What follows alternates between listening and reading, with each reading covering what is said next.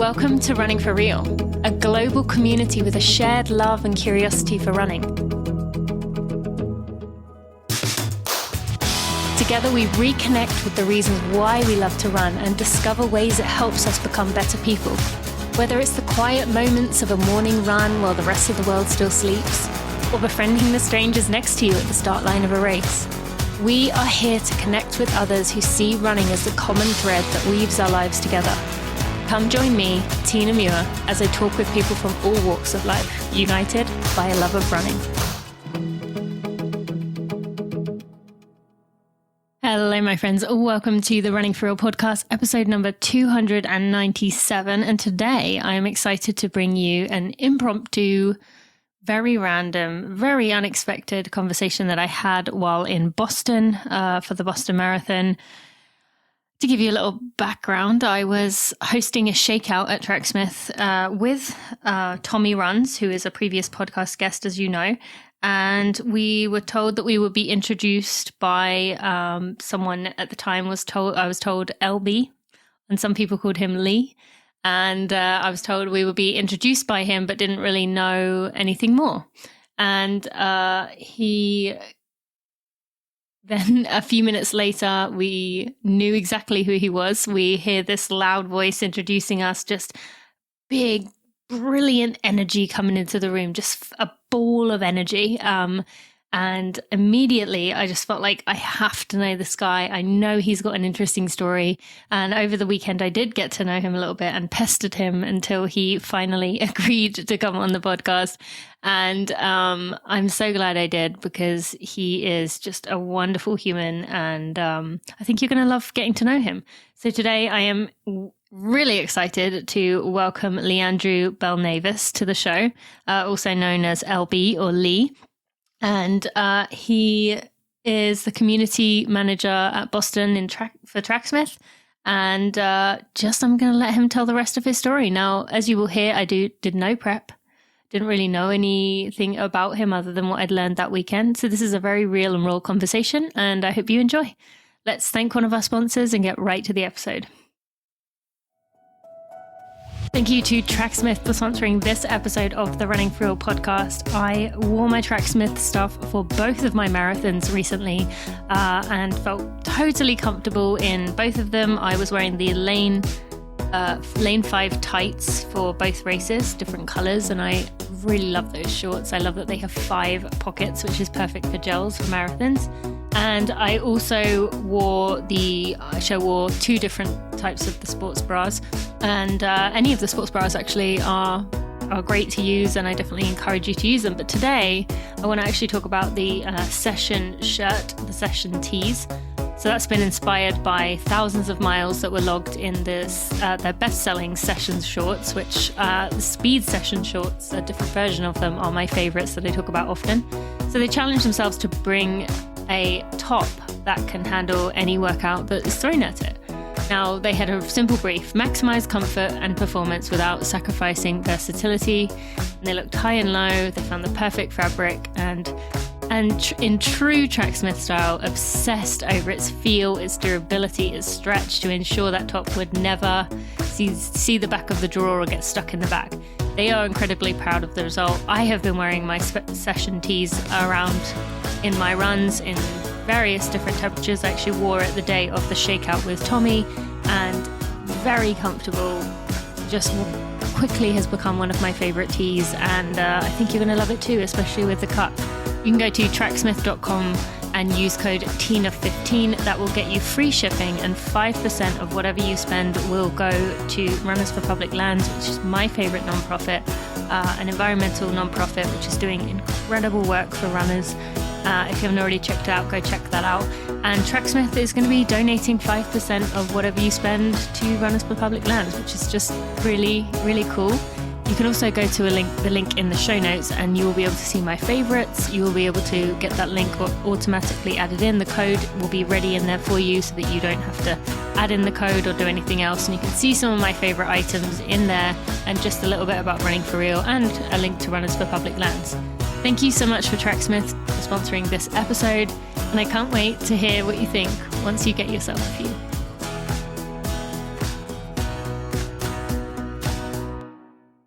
Hi friends, before we get started, I just want to mention something that I keep forgetting to tell you about, and that is that the Running for Real team is now collecting up what we are calling Run and Reflect notes for each episode, which means we are getting 10 key takeaways that each guest has either said or we took from what they were saying in the episode, with some reflection questions that you can either use in your journal, you can think about while you are running, you can think about them while you're doing chores. It's just a great way to think about the messages that we heard in the conversation, and also for you, if you want to, if an episode really spoke to you, then it will be a way for us to take notes rather than you. So with that, you will be able to go get those in the show notes. So you can go to the show notes for this episode, and wherever you are listening to it, you will see the show notes. Go click on the Run and Reflect notes, or fill in the box where you can put your email address and we will email it right to you. Again, you want to check the show notes and find that box where it says we'll email it to you, and we'll get it right to you. There'll be one every week from now on for the episode, and let's get on with the show. Lee, we are sitting in one of the rooms at Tracksmith. The Boston Marathon weekend is wrapping up here. You and I met 2 or 3 days ago. Yeah, that's and right. Immediately from the moment I met you, I loved you. And so I have been bullying you pretty much since that moment that I wanted to bring you on the podcast. You tried everything you could possibly think of to avoid it, but now you're sitting here with me. So what do you have to say to that? Happy to be here. Are you? I mean, you know, it's sometimes it's good to be behind the scenes and just be orchestrative in many different aspects, but you know, I save the loud, outspoken days for my early days, and when I have to lead the community here. But you know, otherwise, try to keep a low profile. So that said, before I go on, you know this, the listeners don't know this. I have done no prep. Absolutely nothing. As I said, we met a few days ago. I just loved your energy from the moment I met you, and wanted to do this. And so I want to really just follow what you say and what questions come from it. So from that, so you, this weekend, I mean, people would have seen on social media you talking into the mic and introducing Tommy and I to the shakeout runs. You are, should we say, a big personality here? Like definitely one of the, like, your voice is carries. I'm known for being very loud. Yes, but then the human megaphone, if you will. Yes. Are you an extrovert? Like, from what you just said there, it makes me seem maybe not. I feel like I have my moments. Yeah. But you kind of have to work yourself up to that and take time away. The nerves. Yeah. I've come to terms with if I'm put on the spot and I have to be live, I have to be live. So you're almost like an actor at this point. Yeah, I guess so. It's funny. My community cohorts are like, we are live, we are rolling, we're constantly just hyping each other up, and sometimes that added push helps. But yeah, I think I like to sit in between. And you said about mostly being behind the scenes, you feel like you like it that way? Or do you like to be? I think the older I get, I like being behind the scenes and just like offering those finer touches. And, you know, how can we make certain events better? How can we make an experience a little bit more elevated? I think that comes from my hospitality background and just thinking about how can we enhance the overall experience. So, yeah. So tell me that then, hospitality background, what does that mean? So I am a former bartender. Love it. Worked within different beverage groups and food and beverage industry. I worked for a restaurant groupo in Boston called the Gallows Group, where I sat behind bar for 3.5 years, curating cocktails, and that was... Like literally designing them? Yeah. Is that... So there's a word for that, right? Like What's the I hate the term. somethingologist? I hate the term mixologist. That's it. Yeah. I like to think of myself as a bartender, Okay. part-time therapist. Yeah, I bet. Part-time spiritual guidance, part-time camp counselor. You know, That's true. Yeah, all of those hats fit me. And yeah, it's funny you say that. I actually did. I worked. I guess I was a bartender too. I can't remember what we call it in England because I was in England at the time, but it wasn't a bartender. I worked at a bar. I don't know, whatever. And I loved it. But I loved like getting to know the different people, like, and seeing kind of like just the kind of energy, the fast pace. Absolutely. Did you find yourself like really like absorbing the energy of people? Yeah. Like from people to people, you hear experiences, you see people from far and wide, you have your locals, and you know, you really build a relationship with those people. Yeah, it's funny because it's not something that I typically talk about. You know, from my background, it doesn't tend to come up in things, but I really do look back on that time positively. The only thing I don't is when I was a bartender, smoking wasn't banned. So I do remember waking up the next morning and being like, oh no. You know, like, yeah. And now I'm like, God, I probably smoked like a ton of cigarettes through like passive secondhand smoke by working there. But like, that's the only thing I remember that was negative. But then when smoking got banned, the smell in the morning, the smell when you would go like clean up or like go in for an early shift was so disgusting. And you're like, you know, this is better than smoke, but it's still a pretty like gross smell. It's still pretty awful. Not even like vomit, just like the stale alcohol / night after smell was, it was interesting. So from there, so the only thing I know to ask you, the only thing I know about you is what you told me, which is that you have an interesting start to running and into the running world. Tell us how that came about. So, I'd like to think of myself as not your typical runner. I came into running a little bit later in life. My running journey started because of a bet.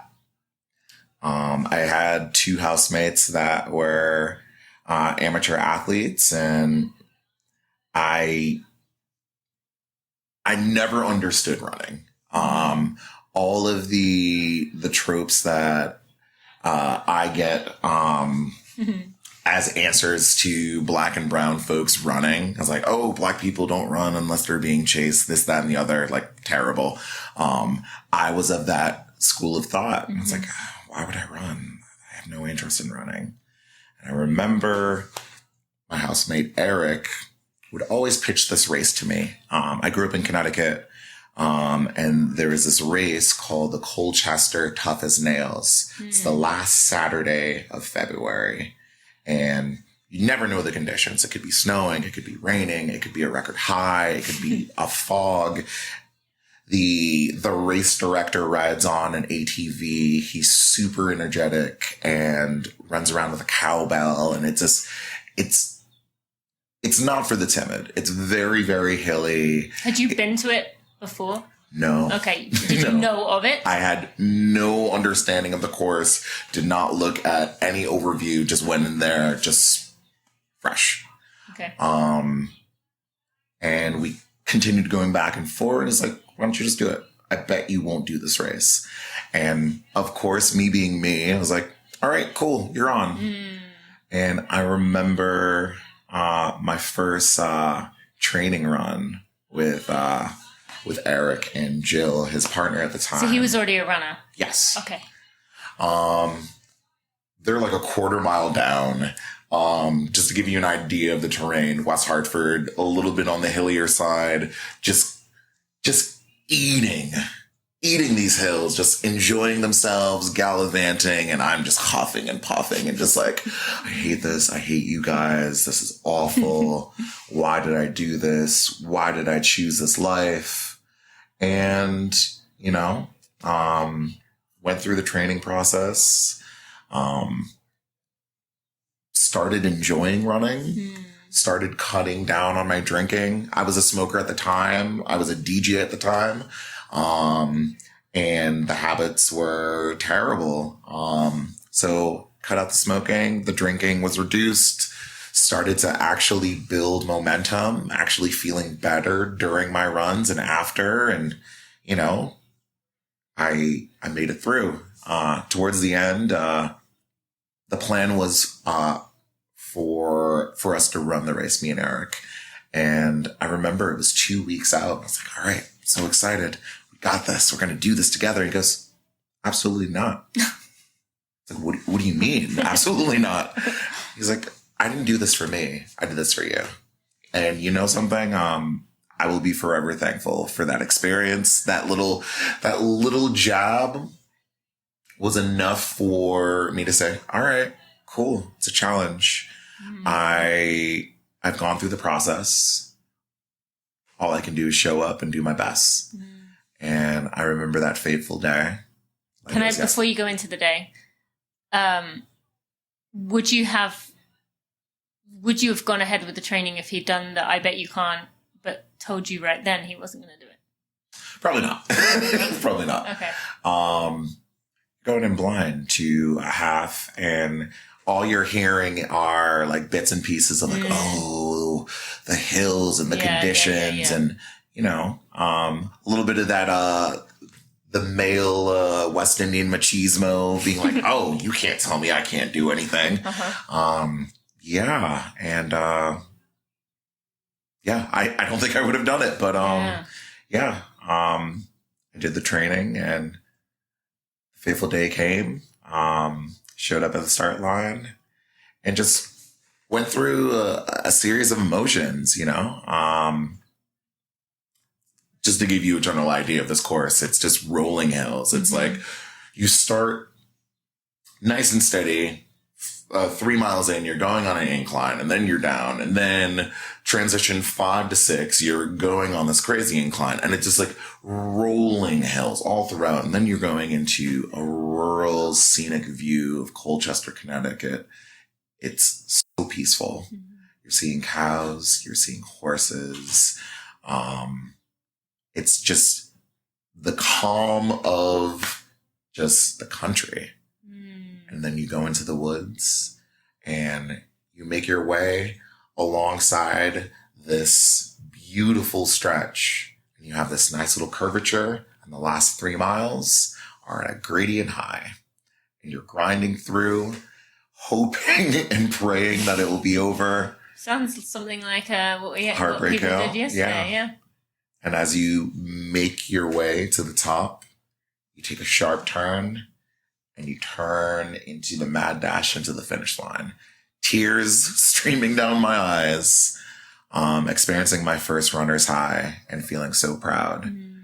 And ever since that moment, I feel like I've been chasing that forever feeling. And how long ago was that? So I'm actually pulling up my list right now. So I did that race. My first race was 2014. Okay. And I have gone to that same race every year because I think of it as it's the gut check. It's it's a very humbling course.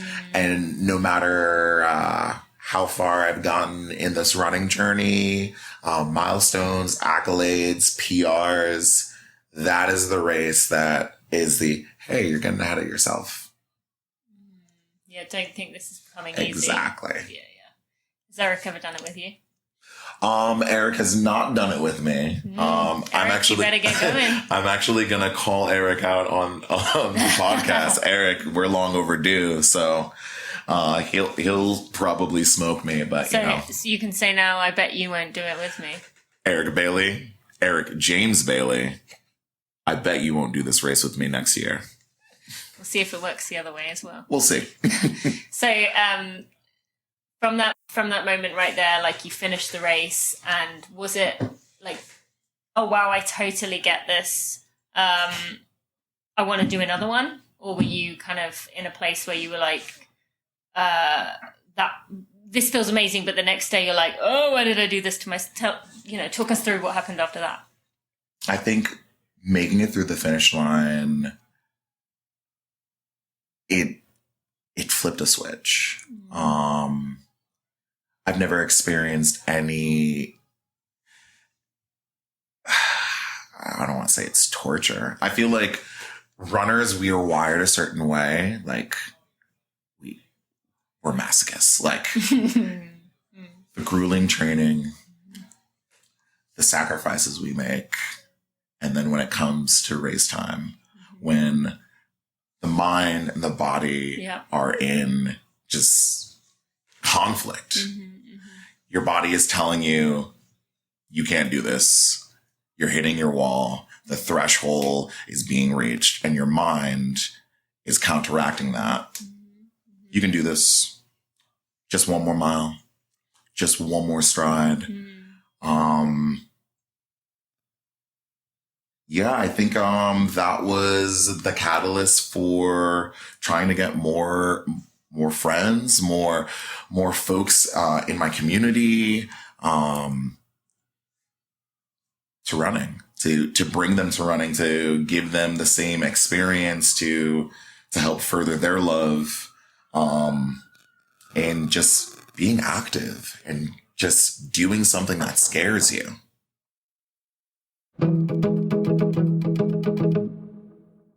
Thank you to InsideTracker for sponsoring this episode of the Running For Real podcast.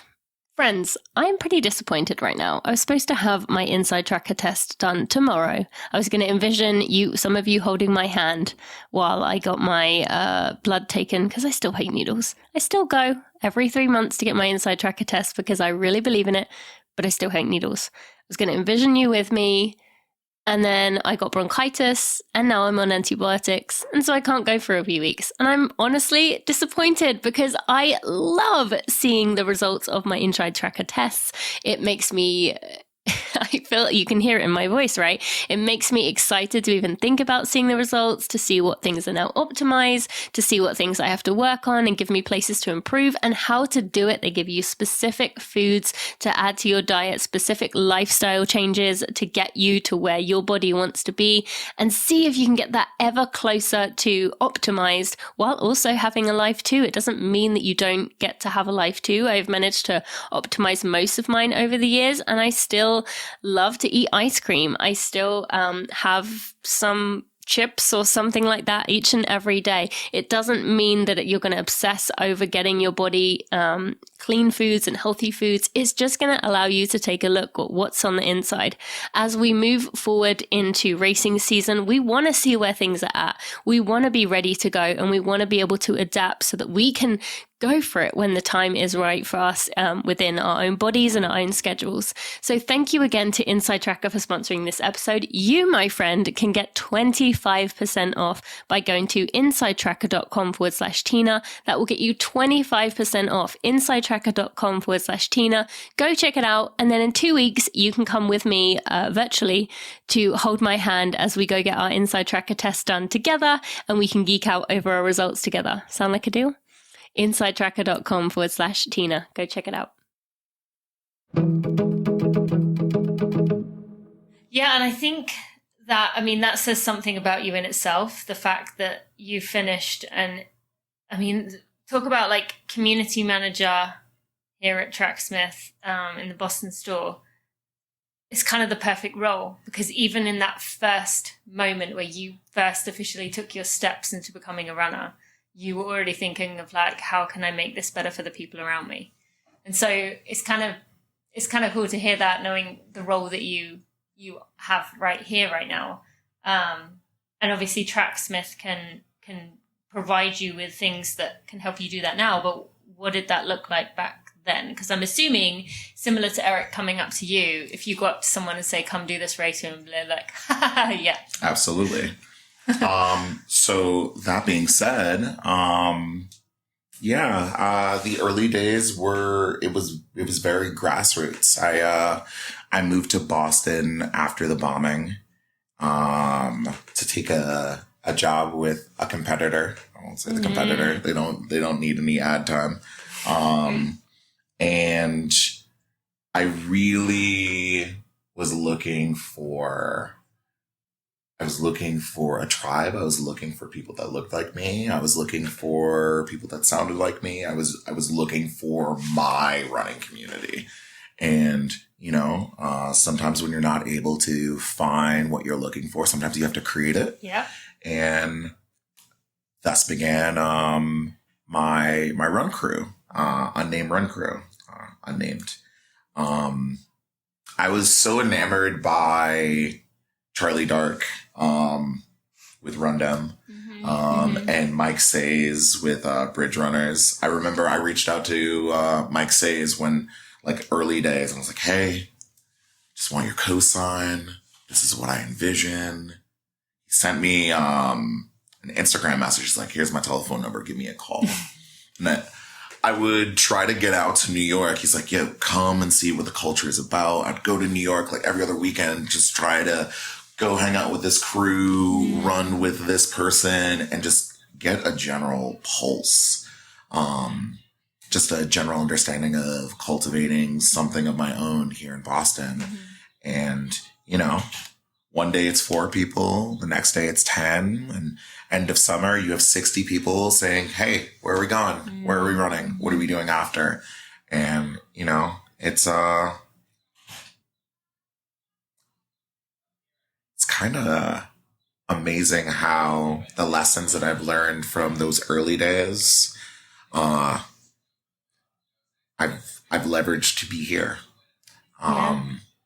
It's a beautiful thing. I'm absolutely humbled to be a part of the Tracksmith family, and I hope to cultivate the community in a positive way. I hope to create change in the brand in a very impactful and beneficial way for all runners. And as we grow as a brand, I hope I leave a lasting impression. Well, you've already left a lasting impression on me, and it's been a few days. So from my perspective, that's already well on its way. I want to go back to, you said you moved to Boston. So going from bartender, was this you said running flicked a switch or something like that? This was a conscious kind of running move? Something, this is the right area, this is where I want to... No, so I actually started my bartending journey in Boston. Okay, so you were already in Boston. So when I started my running journey, I was in Connecticut. Okay. And I had an opportunity to move to Boston working with that competitor brand. And was that anything to running was in your life at this point, but early days? Yes. So you'd done the Connecticut race. Did the Connecticut race. Okay. Was doing late night runs with my cousin in West Hartford. We used to joke around and call ourselves the Midnight Marauders. And we'd run from, I would DJ a set and he would meet me afterwards, and we would do some tempo loops and head back to another bar. And yeah, those were fun days. Yes. But I had the opportunity to move here to work for a competitor brand. And, that's when the cultivation of Unnamed began. And yeah, it was fun kind of getting a better understanding of Boston. And I feel like the best way to truly get a feel for a city is to run it or do it by bike. There's certain areas that you're not able to get full accessibility via car. So, and what did you think the first Boston Marathon? Were you kind of like, this is, I'm enjoying my running, I'm figuring this out, but this is next level? What was going through your mind that weekend? I think Boston Marathon is the biggest party in the city. It's truly the celebration of the human spirit. You can't help to be excited about that Boston Marathon. And now I'm in a position to be the biggest party thrower. So, it's a win-win for me. It's definitely a win-win for all parties involved. And so now, fast forward, so that was 2009, we're 2022. So this is 13 years later. Tell us about thoughts when you think back to that moment and where your life has led you to this point? Wow. Is it surreal being like, here It's absolutely surreal. I never thought that after leaving the running world, going into the bar and food industry, I never thought that I would go back to a brand. And when the opportunity presented itself to go through the process of becoming the new community manager here, there was a little bit of apprehension. It's putting yourself out there is very, very hard at times. Taking a leap into the unknown is can be very daunting. And I had to trust the universe and really lean into some discomfort through the process. Yeah. And here we are.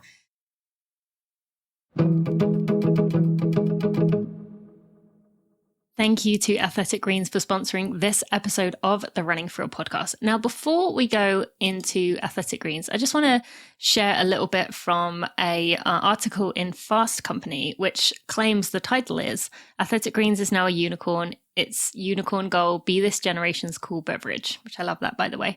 But this article in Fast Company talks about the fact that Athletic Greens has become the go-to choice of many athletes, many health and wellness, I don't know what the term would be, probably entrepreneurs, people that people look up to.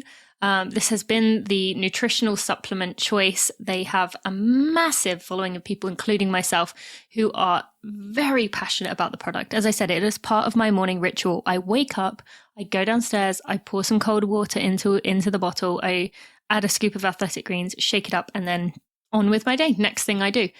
So this powder that is a multivitamin, prebiotic, probiotic, functional greens blend, immune support complex, and more. It's the one thing for everything. So if you are someone that isn't a fan of taking many different pills, you might have a supplement for something that you are deficient in. You might have a supplement for something that you've heard is good for runners. You might have a probiotic, maybe some kombucha that you take on a regular basis for gut health.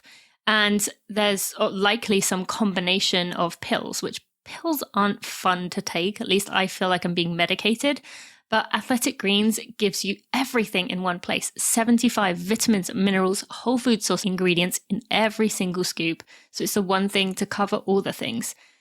And my friends recently have been asking me, do you actually like the taste of it? And I do. I really do. I love drinking it every morning. I look forward to it. I miss it when I don't have it.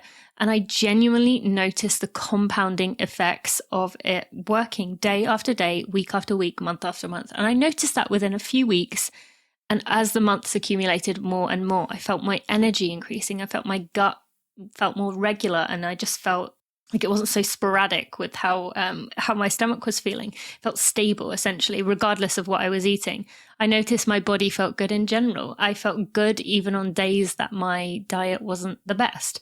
So every scoop has the antioxidant equivalent of 12 servings of fruits and vegetables. So you, my friend, if you are in the US, in the UK, Canada, or Europe, you can get a 1-year free supply of vitamin D, something runners are often deficient in, by going to athleticgreens.com/Tina. That is athleticgreens.com/Tina. You get that special deal and go check it out now.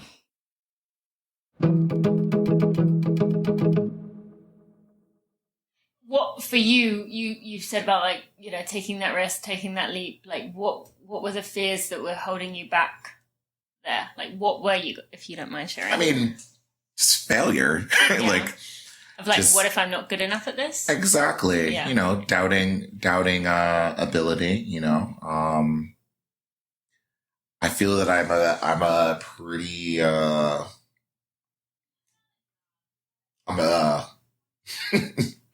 I'm an overthinker. And there are times where we want things to just align a certain way, and we get caught up in the what ifs and all of the possible scenarios. And it's like, hey, all the time that you were taking thinking about all these possible scenarios you could have tried. Just done your best. Yeah. I think the key is just trusting the universe.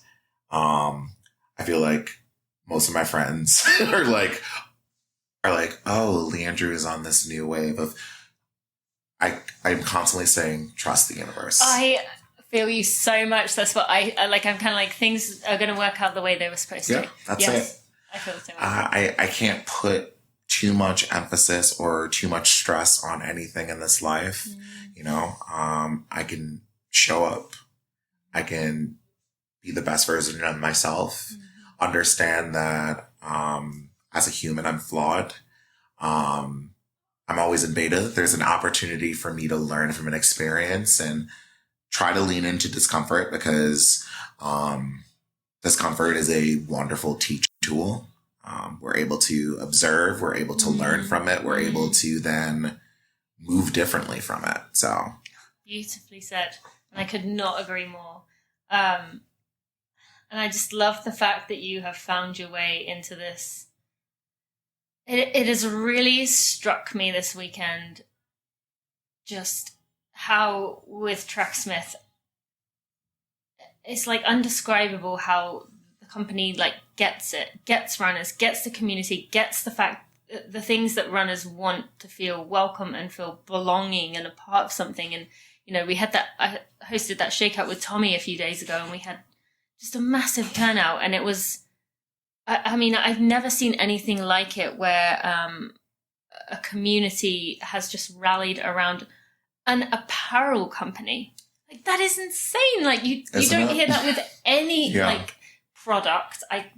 Maybe like Apple, you know, maybe people are like Apple crazy fans, but I mean, it was so evident, and it just seems like you know the person that you are, it does fit so naturally with that like natural inclination that you first had to build community. But I would love for you to share, you know, the listeners hear me talking about Tracksmith all the time. You've been here a few months. 4 months now?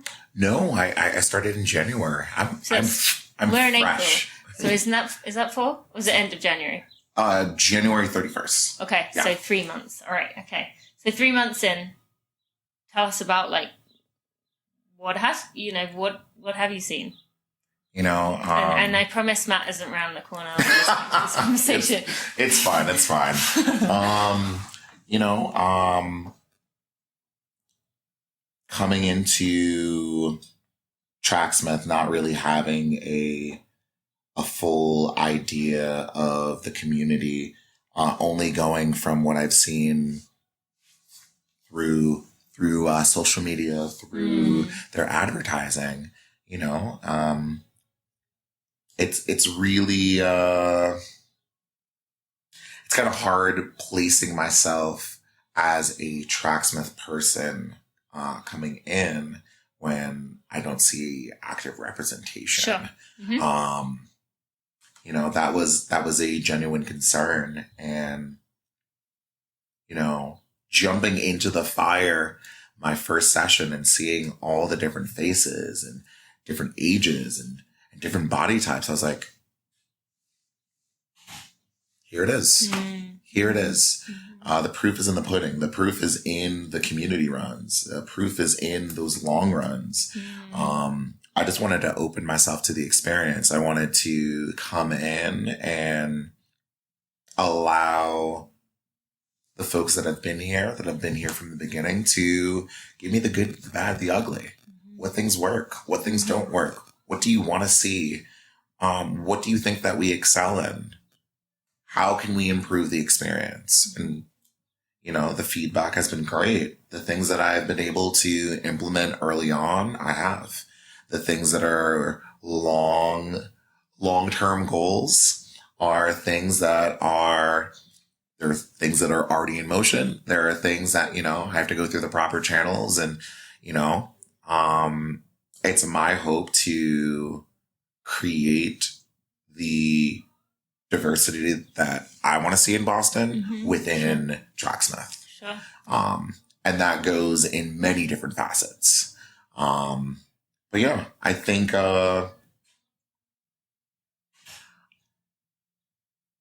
I'm excited for the challenge. Mm-hmm. Yeah. How do you keep that in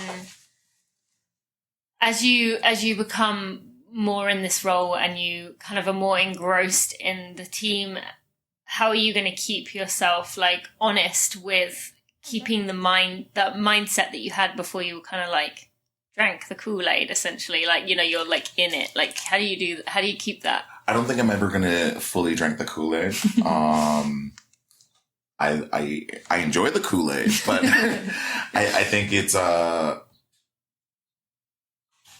good to still try to not fully immerse yourself in the Kool-Aid, so you can have an objective view and to, you know, it's a happy medium between thinking of how to keep something mutually inclusive and exclusive in the same sense. I think there is a happy medium.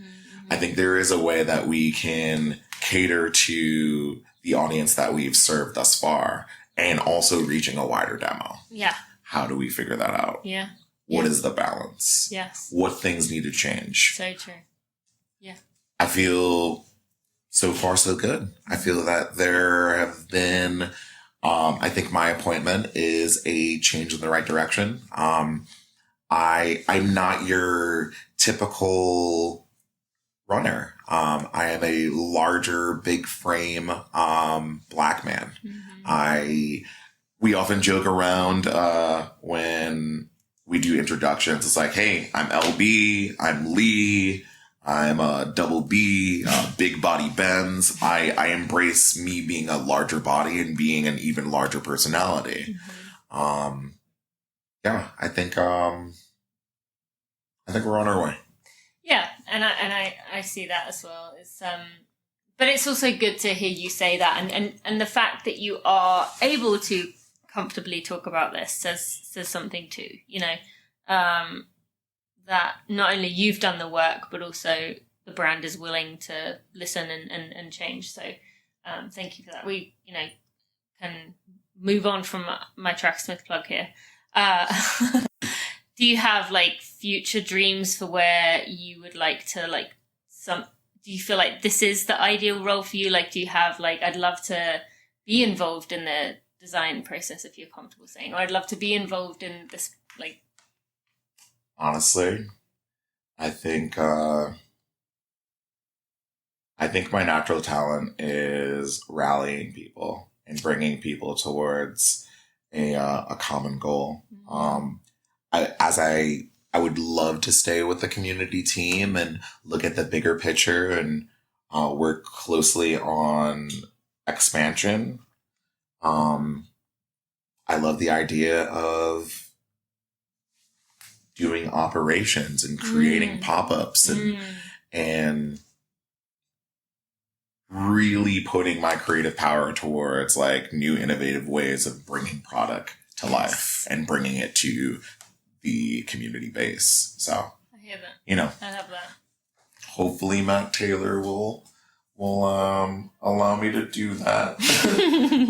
Hopefully as I've said many times before, I'm like, I'm not going anywhere until you guys kick me out. So they're stuck with me for now. All right. So bringing it home here, you've talked about you're getting into running. You've talked about your role here at Tracksmith. Where's the running at? Do you have any, you know, aspirations for the future? Like, would you run the Boston Marathon? So it's actually funny. Or any other marathon for that matter. Yeah, absolutely. I think, as I've said many times before, if I get into Boston, Boston is my last marathon. At one point in time, I thought I wanted to hit the world majors. There was something about having that Thanos quality of having every single medal. But I think the older I get, it's like, I don't know. I think, it takes a lot of heart. It takes a lot of heart. It takes a lot of sacrifice. And I think my running pursuits are different now. I think, at one point in time, there was something to prove. It's like, all right, I took on this half marathon challenge. I want to work on my mile. I want to work on my 10K.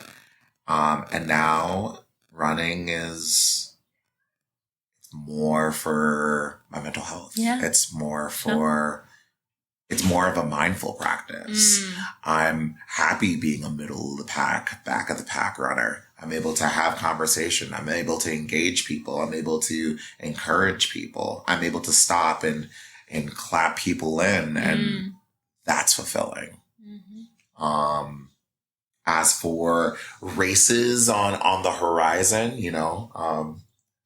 as we said at the beginning of this, just challenge me to a race, and who knows, I may sign up. Ooh, I don't know if you want to give me that power. Might push you into 100-miler or something. Actually, actually, someone's already done that. I have a dear friend that introduced me to a race effort in Vegas where it's just running as many miles as possible within a 6 to 12 hour block.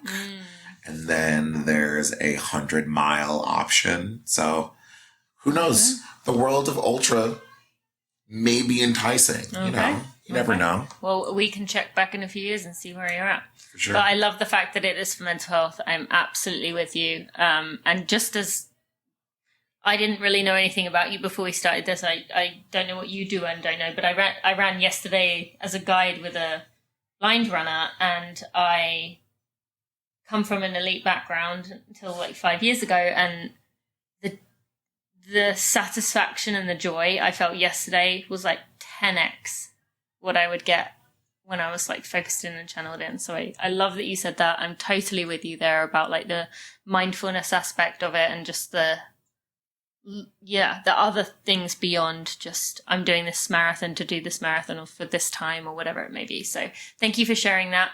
Anything else you would like to say to anyone listening about anything we've talked about today or life in general?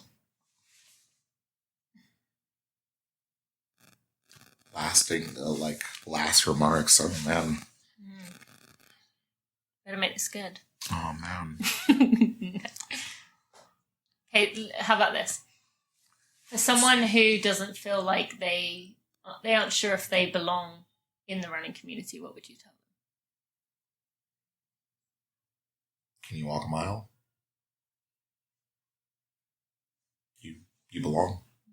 If you can walk a mile, you can work up to running a mile. And that mile may be, as I like to call them, bullshit jogs, where you're just like swinging your arms around, you're just like moving and grooving, and it's a progression. You gotta learn how to crawl before you can walk, and you gotta walk before you can run. So it's small steps, longer vision. So I love that so much. Well, LB, I am so glad I wore you down to come and join me today. I loved learning about you and your journey. I wish I could talk to you for hours more.